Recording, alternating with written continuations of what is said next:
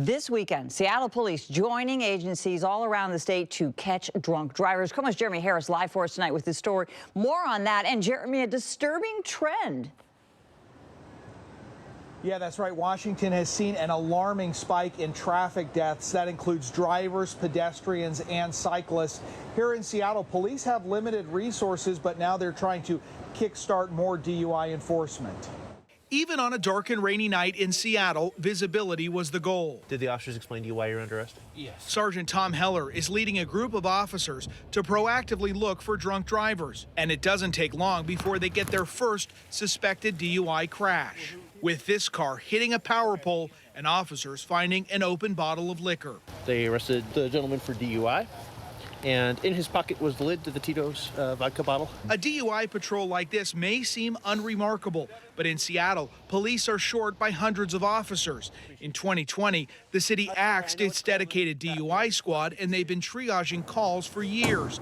SPD is now using grant funding from the Washington Traffic Safety Commission to pay for overtime patrols like this. And patrol is excited to hear it, and they're actually being probably a little more proactive, going, hey, I can get a DUI guy tonight. This is amazing. Officer John Huber is a drug recognition expert for SPD. It'd be amazing to put together a squad again. We used to have one of the top squads in the state. State data shows traffic fatalities have spiked in the last 5 years, with half of fatal crashes involving impaired drivers. It's been terrible since 2020, when we were told to back off, and everybody kind of took advantage of that. We believe this actually reduces the workload of SPD by preventing bad things that require a lot of person hours to handle from ever happening in the first place. Sergeant Heller says there's been a lot of interest from officers in increasing traffic and DUI enforcement. They've seen the deaths, they've seen the injuries, they've seen the collisions and the mayhem, and they want to do something about it. That's why they got into this line of work, to do something about those bad things that are happening,